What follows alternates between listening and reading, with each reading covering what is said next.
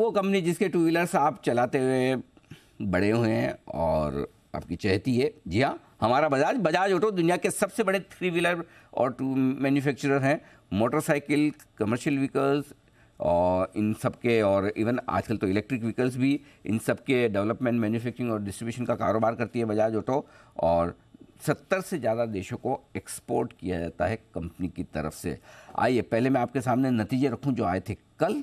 Bajaj auto ने जो performance दिए, आय यहाँ पर 29% बढ़कर आई है, 10,310 करोड़ का आंकड़ा रहा है।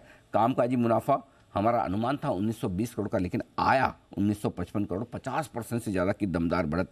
मार्जिन्स 19%, उम्मीद से कहीं ज़्यादा, और मुनाफा 1665 करोड़ पर पहुंचा है।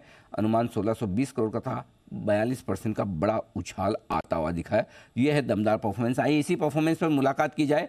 बजाज ऑटो के एग्जीक्यूटिव डायरेक्टर राकेश शर्मा साहब हमारे साथ कार्यक्रम में हो रहे हैं शामिल। दिल्ली यूनिवर्सिटी से सर ने कॉमर्स में ग्रेजुएशन करने के बाद IIM अहमदाबाद से पोस्ट ग्रेजुएशन किया है डिप्लोमा मैनेजमेंट में। बजाज ऑटो ज्वाइन करने के पहले आप 20 साल तक ICI ग्रुप जो ब्रिटेन का है उसमें रहे हैं, और 2007 से आपने बजाज ऑटो में अपनी पारी की शुरुआत की, और अब आप कंपनी के एग्जीक्यूटिव डायरेक्टर भी हैं। और 70 से ज़्यादा देशों में जो कंपनी की प्रेजेंस है, इंटरनेशनल बिजनेस की जिम्मेदारी राकेश शर्मा साहब के कंधों पर है ज़्यादातर। सर बहुत बहुत स्वागत है आपका, धन्यवाद हमें समय देने के लिए। सर सबसे पहले तो इन दमदार नतीजों के पीछे बधाई, और अगर मेरे पास आंकड़े सही है तो इस तिमाही में आपका रेवेन्यू और एबिटा, कामकाजी मुनाफा, हाईएस्ट एवर है सर। जी बहुत बहुत शुक्रिया।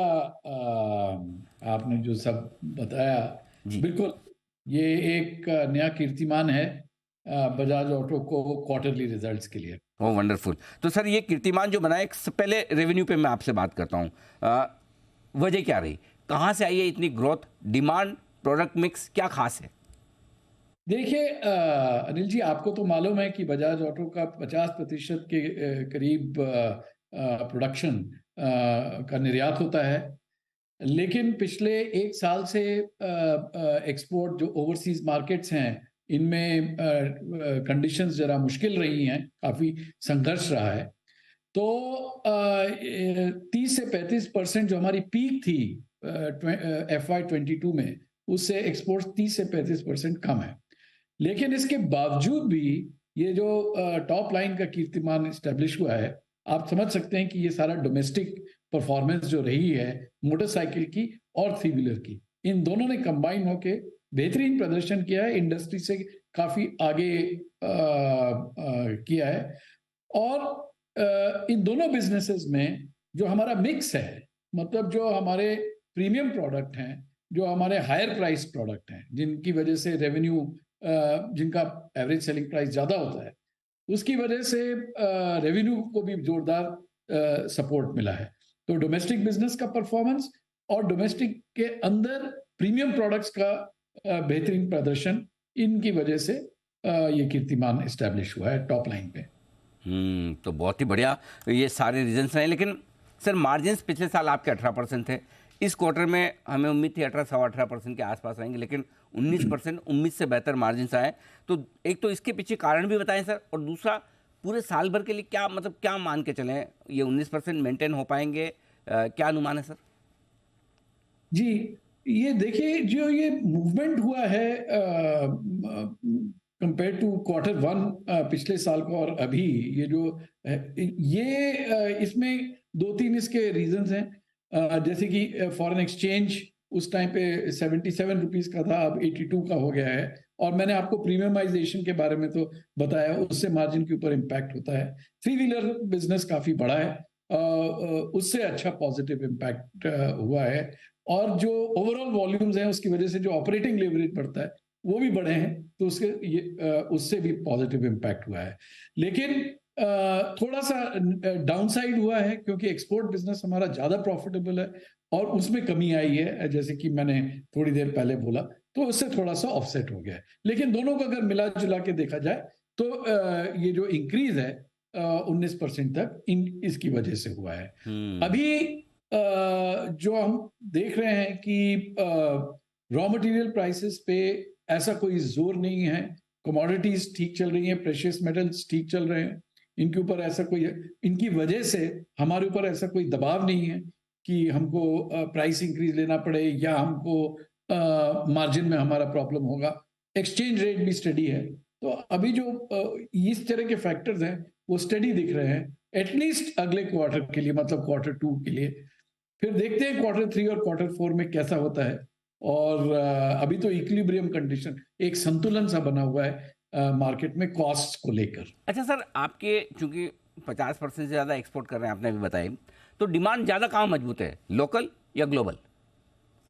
डिमांड तो अभी अनिल जी लोकल में बहुत मजबूत है। अच्छा।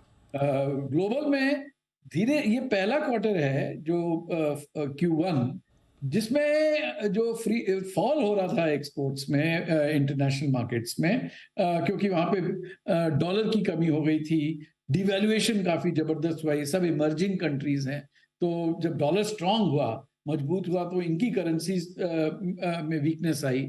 तो ये सिलसिला जो पिछले साल Q1 से शुरू हुआ, अब जाके थमा है।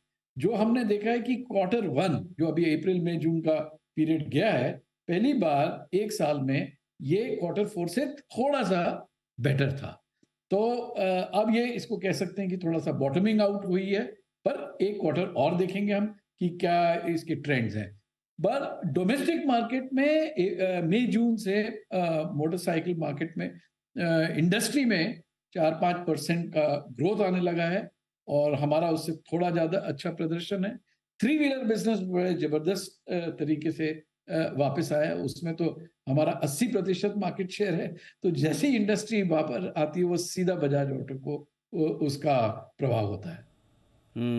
ठीक बात है, ये आपके लिए इंटरेस्टिंग। अच्छा सर, एक इंटरेस्टिंग बात मेरे दिमाग में, क्योंकि अब ये इलेक्शन ईयर शुरू हो रहा है, आमतौर पर जो हमारी धारणा है कि भाई इलेक्शन ईयर में टू व्हीलर्स की डिमांड रूरल में स्पेशली पूरे देश भर में बहुत बढ़ती है, ऐसा कोई ट्रेंड है सर?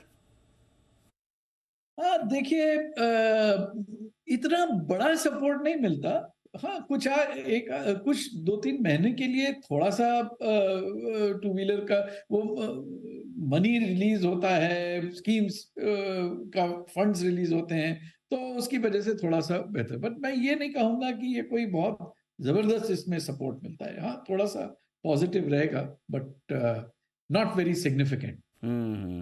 ठीक बात है, तो ज़्यादा फर्क नहीं पड़ा। अच्छा सर, वो आपने जो 10,000 गाड़ियाँ सस्ती वाली बेची थी, हमारे में से बहुत सारे लोग तो मिस ही कर गए मतलब जैसे ही बुकिंग हो रही फटाफट भर गई। रिस्पॉन्स कैसा आया और आगे किस तरह का रिस्पॉन्स मिल रहा सर? वो ट्रायम्फ स्पीड ऐसे कुछ नाम था? जी अनिल जी, उसका नाम है ट्रायम्फ, मतलब रोडस्टर गाड़ी है, और उसका नाम है ट्रायम्फ स्पीड 400। ओके। काफी धमाका किया उस गाड़ी ने। जी जी। लॉन्च तो अच्छा हुआ ही। हमारी ये चेष्टा थी देखिए, वो 10,000 गाड़ियां जो का प्राइस अनाउंस किया था, वो गाड़ी बेचने के लिए कम था, लेकिन उसका कम्युनिकेशन, ताकि इमीडिएटली लोगों के जहन में आ जाए कि भाई एक बहुत बेहतरीन नया मॉडल अब इस सेगमेंट में प्रवेश कर चुका है। तो वो मिशन हमारी अकम्प्लिश हो गई। उसके बाद भी लोगों में काफी इंटरेस्ट है, और मेरे ख्याल से कल सुबह तक, आज सुबह का मैंने नंबर देखा नहीं है, पर कल सुबह तक 17,000 के करीब बुकिंग्स आ चुकी थी। और मेरे ख्याल से आज से आपने डिस्पैच भी शुरू कर दिया, राइट सर? आज ही मैं पढ़ रहा था। अनिल जी, डिस्पैच मंडे से शुरू हो गया। अब गाड़ियां डीलर्स को मिलने लगेंगी, और मेरे ख्याल से पहली सेल्स कल या परसों वीकेंड पे कस्टमर को भी मिलने लगेंगे। एक बात तो पक्की है सर, ये स्ट्रेटजी आपने बनाई है बहुत ज़बरदस्त थी। मतलब वो 10,000 गाड़ियों से पूरी खतरनाक, मतलब पूरे माहौल तो बन गया सबको। मतलब मुझे जैसे को याद है कि देखिए आपने इतने बढ़िया डिस्काउंट पे वो जो गाड़ियाँ लॉन्च की, आज भी लोग याद करते हैं। शर्मा साहब, बहुत बहुत धन्यवाद आपका, समय दिया आपने, नतीजों पर विस्तार से बातचीत की। ये दमदार परफॉर्मेंस के लिए एक बार फिर से बधाई, और उम्मीद करते हैं पूरे साल भर आगे भी आने वाली तिमाहियों में बजाज ऑटो अपने इन्वेस्टर्स को इसी तरह से खुश करता रहे। Thank you so much sir. बहुत बहुत शुक्रिया अनिल, धन्यवाद। Thank you.